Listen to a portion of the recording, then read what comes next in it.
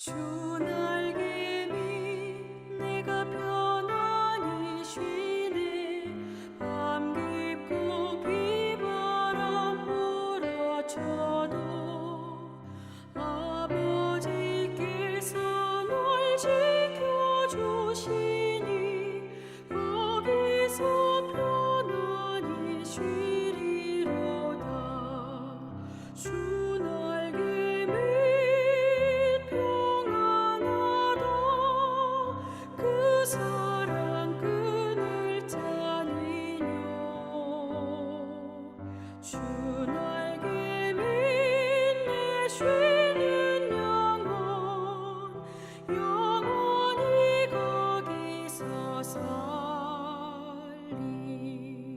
주 날개 밑 나의 피난처 되니 거기서 쉬기를 원하노라. 세상이 나를 위로치 못하나 거기서 평화를 누리리라. 주 날개 밑 평안하다. 그 사랑 끈을 짜니요. 주 날개 밑 내 쉬는 영원히 거기서 살리.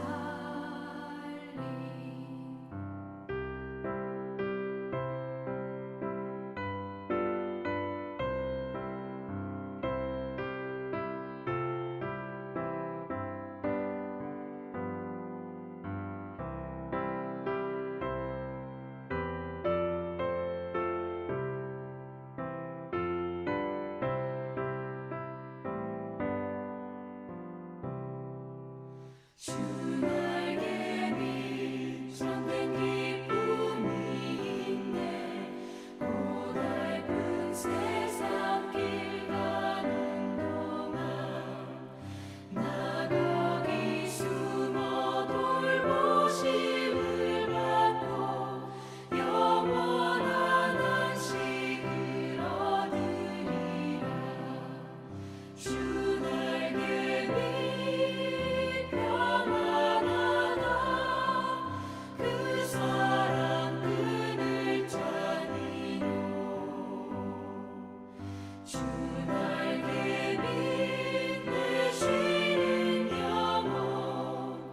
영원히 거기서 살리.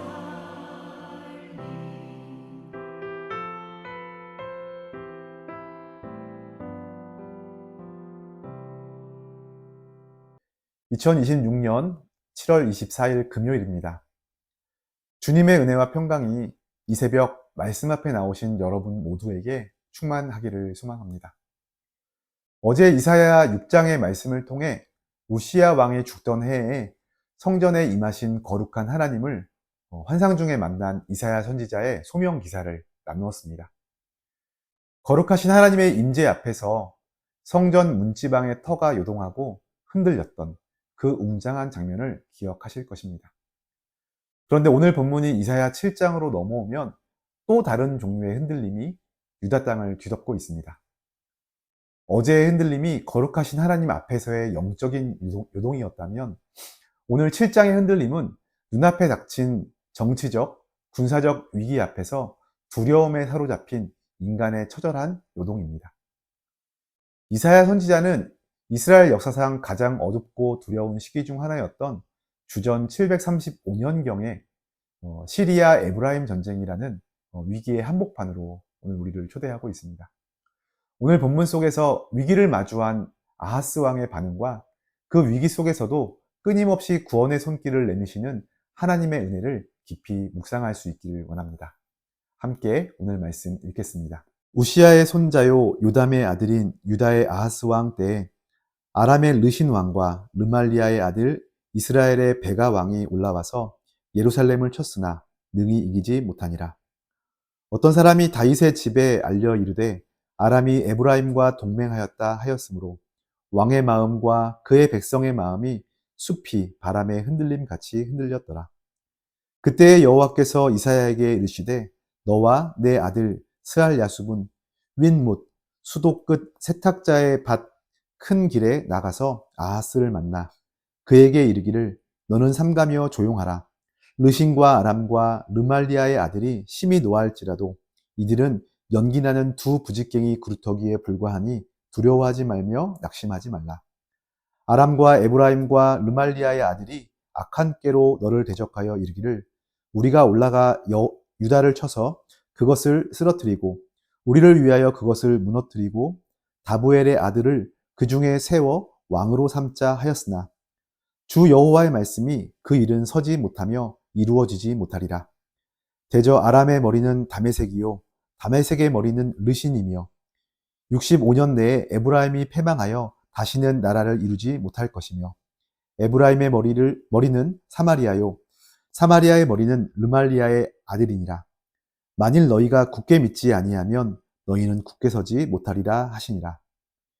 여호와께서 또 아하스에게 말씀하여 이르시되 너는 내 하나님 여호와께 한 징조를 구하되 깊은 데에서든지 높은 데에서든지 구하라 하시니 아하스가 이르되 나는 구하지 아니하겠나이다. 나는 여호와를 시험하지 아니하겠나이다 한지라. 이사야가 이르되 다윗의 집이여 원하건대 들을지어다. 너희가 사람을 괴롭히고서 그것을 작은 일로 여겨 또 나의 하나님을 괴롭히려 하느냐. 그러므로 주께서 친히 징조를 너희에게 주실 것이라. 보라, 처녀가 잉태하여 아들을 낳을 것이요 그의 이름을 임마누엘이라 하리라. 그가 악을 버리며 선을 택할 줄 알 때가 되면 엉긴 젖과 꿀을 먹을 것이라. 대저 이 아이가 악을 버리며 선을 택할 줄 알기 전에 내가 미워하는 두 왕의 땅이 황폐하게 되리라. 여호와께서 에브라임이 유다를 떠날 때부터 당하여 보지 못한 날을 너와 내 백성과 내 아버지 집에 임하게 하시리니 곧 아수르 왕이 오는 날이니라. 그날에는 여호와께서 애굽 하수에서 먼 곳에 파리와 아수르 땅의 벌을 부르시리니 다 와서 거친 골짜기와 바위 틈과 가시나무 울타리와 모든 초장에 앉으리라. 그날에는 주께서 하수 저쪽에서 세내어 온 삭도 곧 아수르 왕으로 내 백성의 머리털과 발털을 미실 것이요 수염도 깎으시리라. 그날에는 사람이 한 어린 암소와 두 양을 기르리니 그것들이 내는 젖이 많으므로 엉긴 젖을 먹을 것이라. 그 땅 가운데에 남아있는 자는 엉긴 젖과 꿀을 먹으리라. 그날에는 천그루의 은 1000개의 가치가 있는 포도나무가 있던 곳마다 찔레와 가시가 날 것이라. 온 땅에 찔레와 가시가 있으므로 화살과 활을 가지고 그리로 갈 것이요. 보습으로 갈던 모든 산에도 찔레와 가시 때문에 두려워서 그리로 가지 못할 것이요. 그 땅은 소를 풀어놓으며 양이 밟는 곳이 되리라. 아멘. 당시 아수르 제국이 신흥 강대국으로 급부상하며 영토를 확장하자 다급해진 북이스라엘 왕 베가와 또 아람의 왕 르신은 반아수르 동맹을 맺습니다. 그리고 남유다에게도 이 동맹에 동참할 것을 강요했지만 유다의 왕 아하스가 이를 거절하자 연합군을 이루어 예루살렘을 침공해 옵니다. 이 소식을 들은 아하스 왕과 유다 백성들의 마음이 어떠했겠습니까? 본문 2절은 왕의 마음과 그 백성의 마음이 숲이 바람에 흔들림 같이 흔들렸더라 라고 묘사합니다.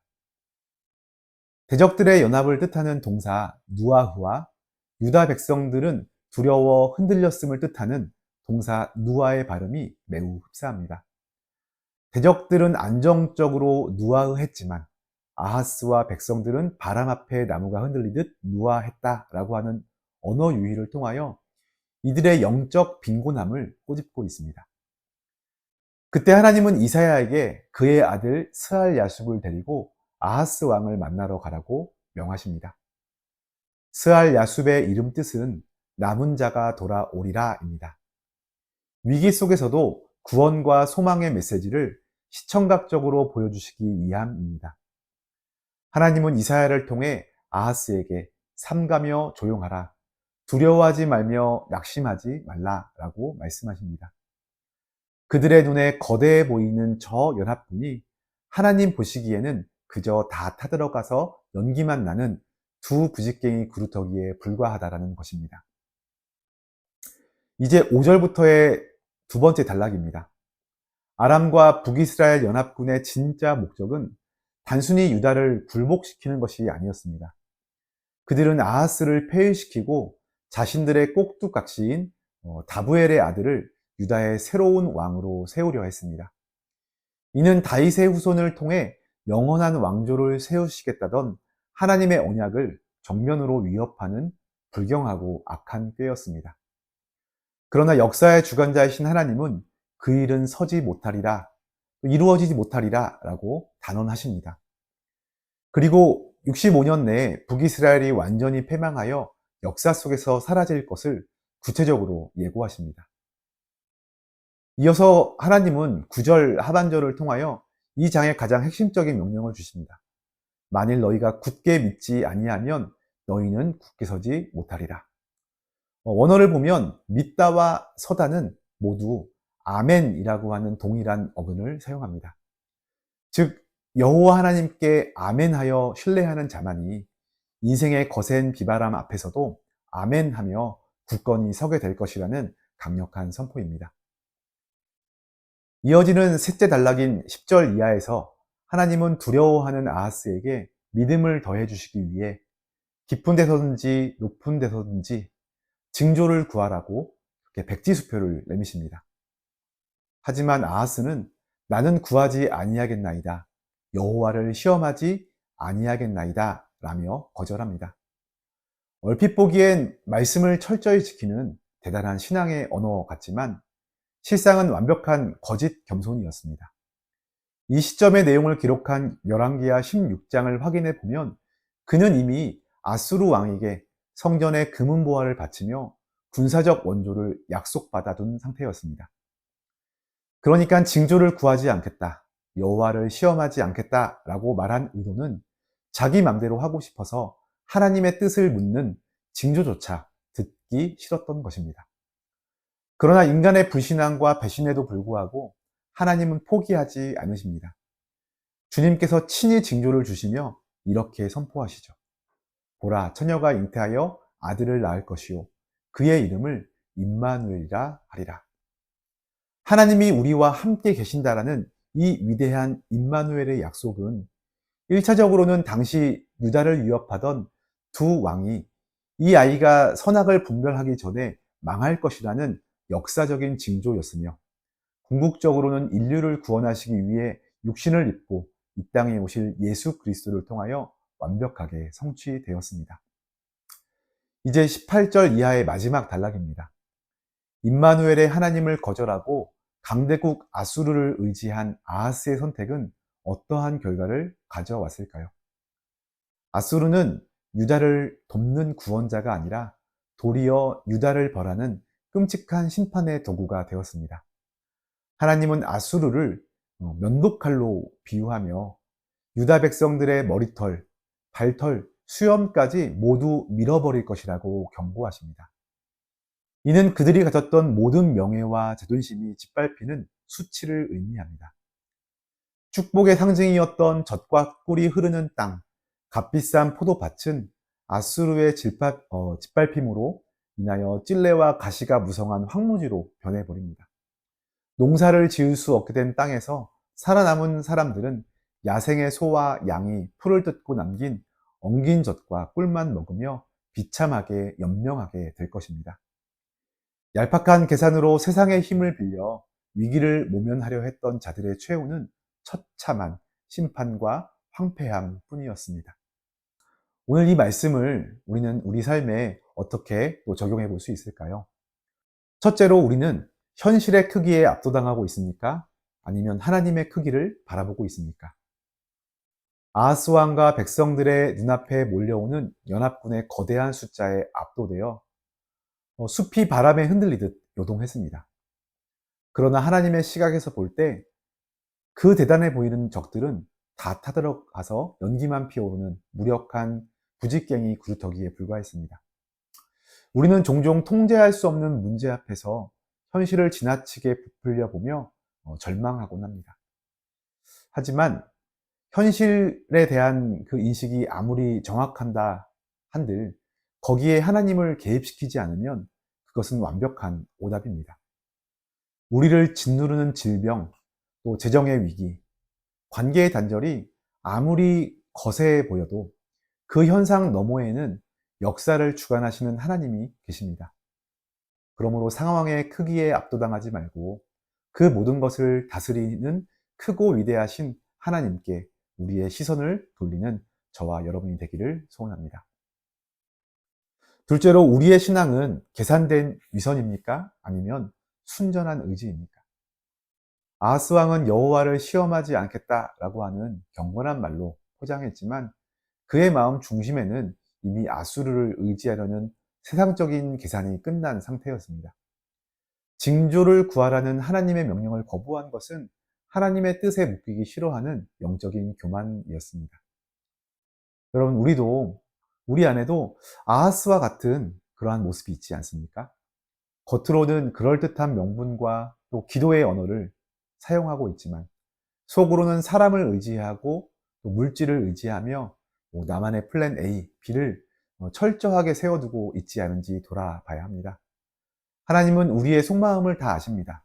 믿음 없음을 정직하게 고백하고 그 어떤 세상의 대안도 십자가의 은혜를 대신할 수 없음을 인정하며 주님 앞에 순전한 믿음으로 설 수 있게 되기를 원합니다. 셋째로, 위기의 순간에 눈에 보이는 아수르를 택하시겠습니까? 아니면 보이지 않는 임마누엘을 택하시겠습니까? 아하스는 위기를 벗어나고자 아수르의 손을 잡았지만 결국 그 아수르는 유다의 수염을 깎아버리는 수치스러운 면도칼이 되었습니다. 하나님이 아닌 다른 무언가를 의지할 때 그것은 반드시 부메랑이 되어 우리를 배신하고 삶을 황폐하게 만듭니다. 유능해 보이는 세상의 논리와 타인을 의지하는 것은 결국 참된 구원자이신 하나님을 무시하는 처사입니다. 인간은 끝없이 실수하고 실패하지만 하나님은 흔들리는 우리 곁에 찾아오셔서 내가 너와 함께하겠다라는 임마누엘의 약속을 주십니다. 비록 당장 눈에 보이지 않더라도 찔레와 가시를 생명으로 바꾸실 임마누엘의 하나님만을 결단코 붙잡으시기를 바랍니다. 이제 말씀을 정리합니다. 오늘 우리의 영적 싸움은 인생의 엄연한 위기 앞에서 눈에 보이는 아수르를 택할 것인가, 아니면 눈에 보이지 않는 하나님을 신뢰할 것인가의 싸움입니다. 돌아가는 형편에 일희일비하며 요동하는 삶에서 벗어나 변하지 않는 하나님의 말씀에 영혼의 닻을 내리는 우리가 되었으면 좋겠습니다. 위기는 우리의 얄팍한 믿음을 폭로하지만 동시에 임마누엘의 은혜를 경험할 가장 완벽한 무대가 됩니다. 우리 모두가 헛된 부직갱이들을 두려워하는 자리에서 돌이켜서 스알 야숲의 소망을 안고 임마누엘 하나님과 동행함으로 굳게 서는 은혜가 있기를 주님의 이름으로 축원합니다. 오늘 말씀을 기억하며 함께 이렇게 기도합시다. 주님, 눈앞에 닥친 거센 문제의 바람 앞에서도 흔들리지 않고 역사의 주관자이신 하나님의 크심을 바라보게 하옵소서. 얄팍한 계산과 위선적인 신앙의 가면을 벗어버리고 오직 십자가의 은혜만을 온전히 의지하는 참된 믿음을 허락해 주시옵소서. 세상의 헛된 힘이 아닌 우리와 영원히 함께 하시는 임마누엘의 하나님만을 붙들고 오늘 하루도 굳게 서게 하옵소서. 우리 이렇게 함께 기도하며 오늘도 우리에게 임마누엘의 약속을 주시는 주님의 약속을 굳게 믿고 의지하며 나아가는 복된 하루가 되시기를 소원합니다. 그렇게 오늘 하루를 살아갈 때 하나님께서 여러분의 삶과 가정을 반석 위에 굳건하게 세워주실 줄 믿습니다.